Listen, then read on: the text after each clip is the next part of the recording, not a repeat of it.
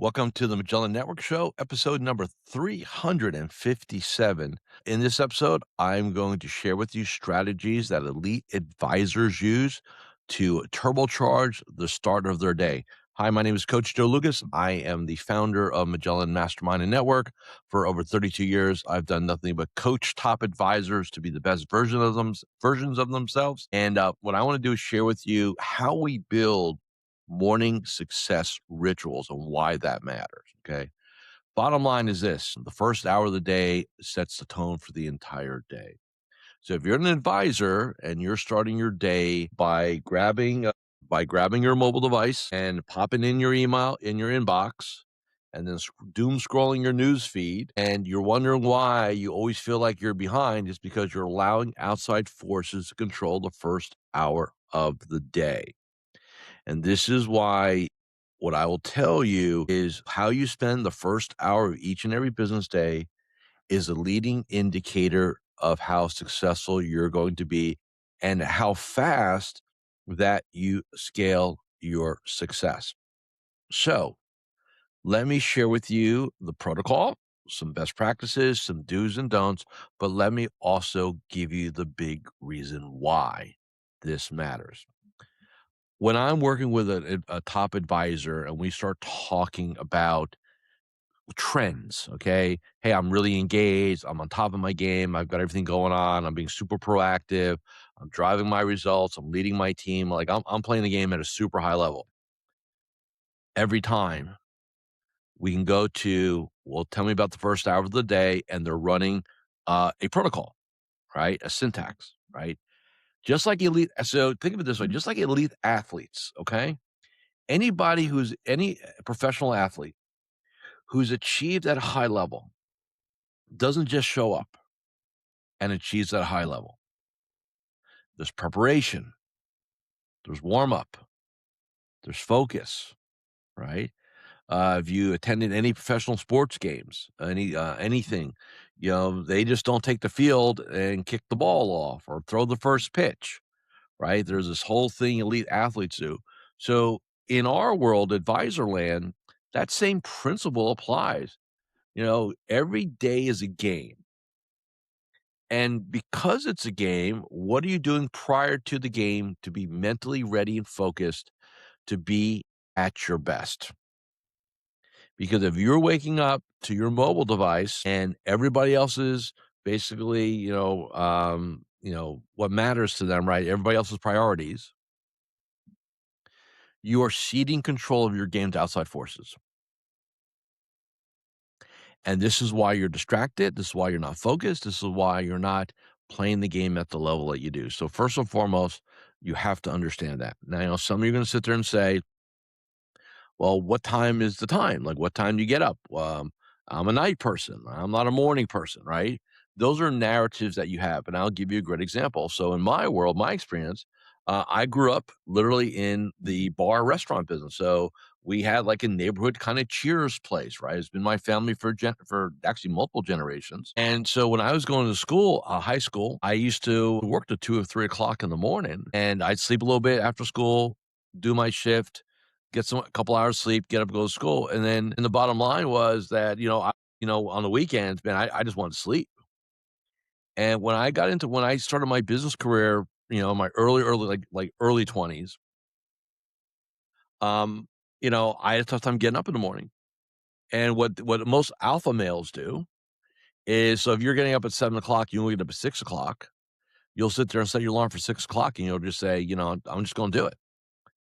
And you'll do it for a couple days. It's super uncomfortable. You're in a fog. You don't feel like you're productive. You're like sleepwalking through the day, and you're like, "Man, this makes no sense. I'm just going to sleep in, and I'll just start later, but I'll be a much better version of myself. I'll just get stuff done." It's because you try it. You bit off too much change at once. So what I did, probably when I was like 21, 22 years old, so like 40 years ago, is I set my clock back. I think between 1 or 2 minutes a day. So let's just say you did it for 2 minutes. Let's say you want to get up an hour earlier than you are now.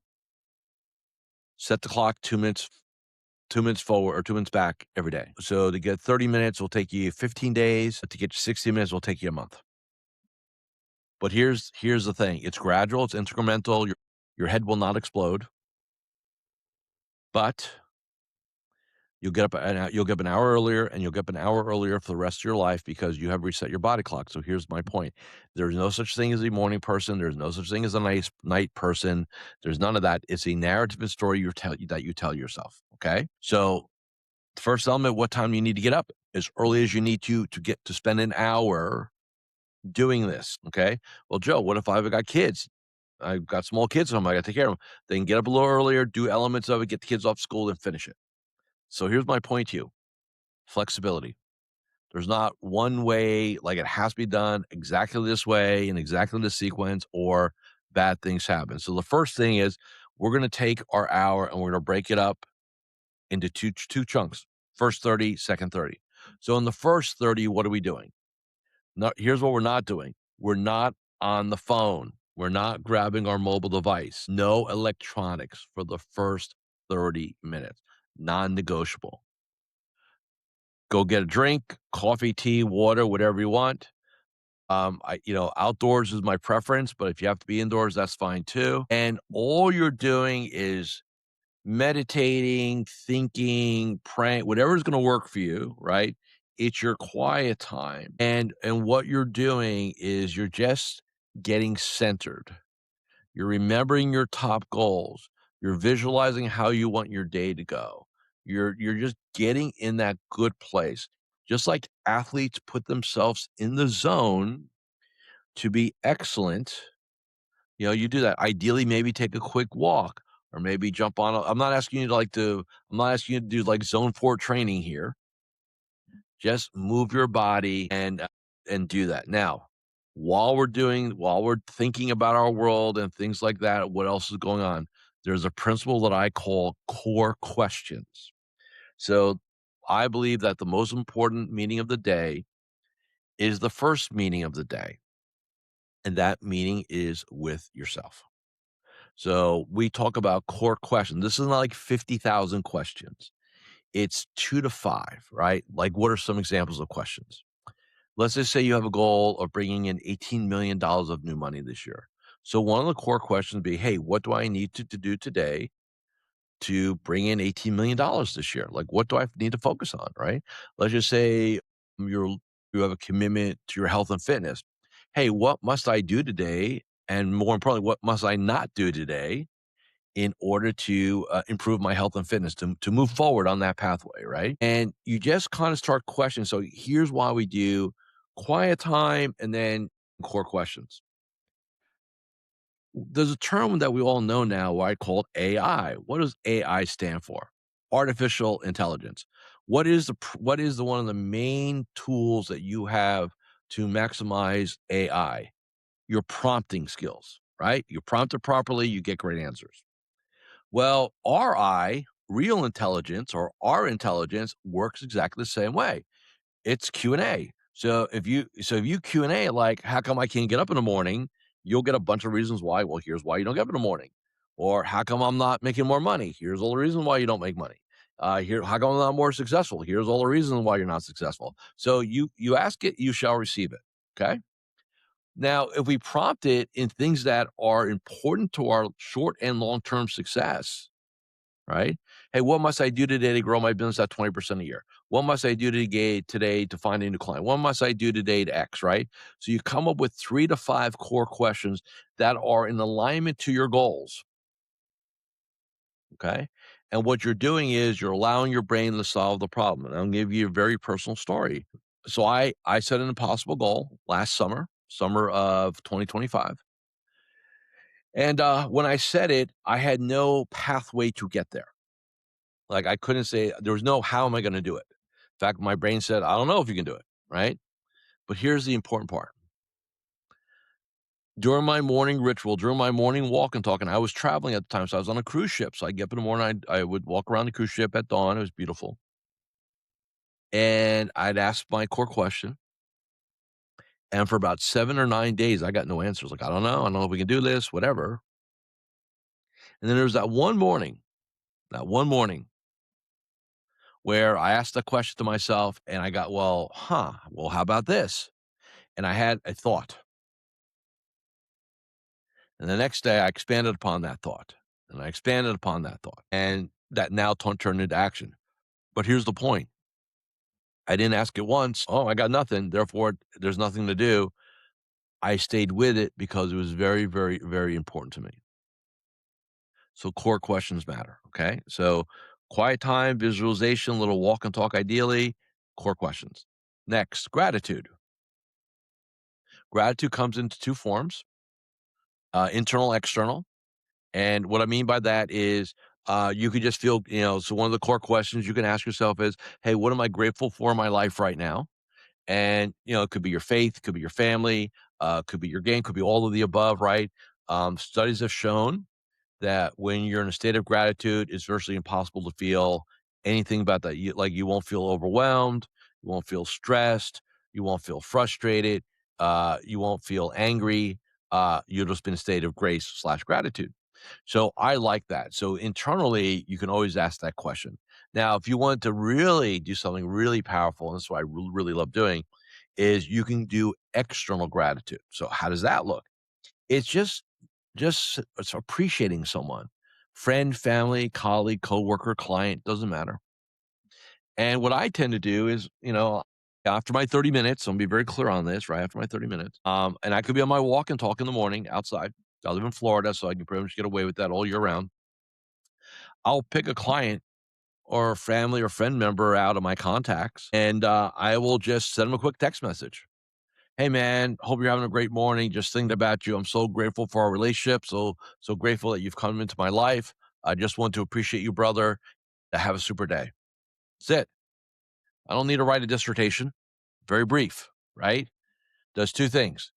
It anchors you to gratitude, but now you're gonna change the state of somebody else. And that's a real gift. So we do gratitude. What else are we gonna do in a morning ritual? If you have a business plan, and I hope you do, you're going to review it. Now, we created tools inside Magellan Network where we had not only just a business planning template, but we then compressed that down to a 2-page, basically an executive summary. So what my clients do is they read their 2-page executive summary every morning. Now, I have mine loaded into Evernote. You can load it into OneNote. You can put it on a Word document. You can do whatever you want, right? I like Evernote, but I think most of them do the same things. I can recall it on my phone. So if I'm on the road or if I'm walking around, I can pop it open and read it for a minute or two. So we're not talking about reading for 15 minutes or anything crazy like that. But to reassociate. Now, why do we do that? How many times have you written down goals, business plan? You wrote it and then you filed it away and you never looked at it. If you're going to have goals in writing, you got to live them. And that means we gotta be around them every day, like, every day, right? Not like a tax return we do once a year and we file away and we look at it next, okay? So we do that. What else do we do? We build our daily game plan. So either we built it the night before, the afternoon, so we're gonna review it, or we have to build it. So there's 2 iterations here, right? Which one's the best one? It doesn't matter. Some of my clients will build out the next day as the last thing they do before they shut it down. Other clients will get up early and do the protocols, and I say, "Okay, my goals, I've got everything locked down. What am I gonna do today?" They'll fire up their CRM to look at what their calendar looks like. They'll get their head around it. They'll see what other deliverables are. Then they may peek in their inbox to see what's hanging out, right? And they'll formulate, but this is after the first 30 minutes, okay? So what do we have? We have quiet time, visualization, meditation, prayer, whatever you wanna do, right? We have our core questions. Ideally, you're doing a walk and talk or some physical while you're doing that, right? Then we get into our gratitude, we get into our business plan review, we get into our daily game plan, right? That's a great first hour. Now, something gonna say, what happens if I don't have an hour? What happens if I got up late or the kids got me up late or the kids were up late or the dog got sick in the middle of the night and I slept in a little bit? Here's what I would say. A lot well, there's a couple things that will throw advisors off consistency on this. There's 2 threats. One, being inflexible, all right, which is, "Well, if I don't have an hour, I won't do it at all." That's like black and white, that's the absoluteness of it. Don't like that, okay? I'll take 15 or 30 minutes over 60 versus 0. And how often are you doing this? Every day. Well, Joe, how about on vacation? Yeah, you do an element of it, right? Look, I do my morning ritual 365 days a year. Weekends, Christmas, New Year's, holidays, birthdays, Thanksgiving, irrelevant to me. Take the first hour of the day. Now, if I'm on vacation, right, or on sabbatical, I'm probably not looking at a daily game plan, but am I having my quiet time with myself? Am I doing my walk and talk? Am I doing my core questions? Am I reviewing my plan? Am I practicing gratitude? Yeah, I'm doing all those things. And probably because I'm on vacay, I'll probably spend a lot more time reading a good book or listening to a podcast or something that's going to develop my mind. Have a little bit more time for a longer walk and talk. But I do not come off of that because here's what happens. It's a pattern. And if you say, "Okay, I'm just gonna do it, Monday through Friday, when I'm working," right? Let's say that's your approach. Well, every time you go away on vacation or have a long weekend, you break the patterns. And then all of a sudden, you're like, "Well, man, I can't find it." And how many times have we done this? Think about yourself. You say, "I'm gonna go to the gym 3 days a week," and then you go on a 2-week vacation and you forget about it. And then you have a tough time getting back to the gym because you broke the habit. You broke the consistency of it. And then you gotta rebuild it. So one thing that I wanna be very clear with everybody on is cau you know, you wanna make this immutable in your life, 7 days a week. Have the home version. Have the home version 60-minute one. Have the home version 30-minute one. Have the traveling 60-minute one. Have the traveling 30-minute one. Have the all things have gone to hell, I got 15 minutes, what do I do one, right? But here's the deal. Do not start your game.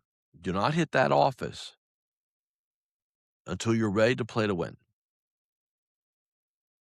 And I know what some of you are gonna sit there and say, "Well, wouldn't I be better served, opening up my inbox and answering some emails and clearing my inbox?" No. Here's why. Because 'Cause you're just gonna show up and you'll be directionless. Like, what are you gonna do today? You'll be in reaction mode. This is an immutable law. You control the first hour of the day, the odds of you controlling the rest of the day are radically improved. If you don't control the first hour of the day, you're at the whim of whatever's gonna show up. You will not drive your initiatives. You will not drive what you'll be busy, but you will not accomplish what you want. And that's one of the most sinister facts of being an advisor. The illusion of progress based on the observation of busyness. Busyness does not mean progress. It just means busyness. So those are just our protocols of how elite advisors start their day. I encourage you to take the time, watch or listen to this podcast, YouTube video again, depending how you're consuming this. Build out your protocol and take it for a swim. And like I said, if you're not getting up early enough, that's why I didn't say that I'm not giving you like the magic time, like the 5 a.m. club, which is a great thing, by the way, from Robin Sharma. That if you need like a real tight, hey, 5 a.m. club, and there's a bit of a derivative of that, although we were doing it before Robin, 30 some odd years ago. That's fine too. I don't, or 4 a.m. club, right? Or Jocko's, whatever's going to work for you. Doesn't have to be my protocol, although I like it, obviously. Get something that you're gonna resonate with and own the morning, and you'll own the day, all right? If you want some more information on the protocols and master classes on this, just go to magellannetwork.net. There you can get some free stuff there, my gift to you guys. And, if this episode find valuable, a couple things, send this to a colleague in the game. Make sure you like and subscribe. That really helps it helps the algorithms, and we get to reach more advisors, so I appreciate that. And with that, have a great day, and I'll see you all again in 7 days.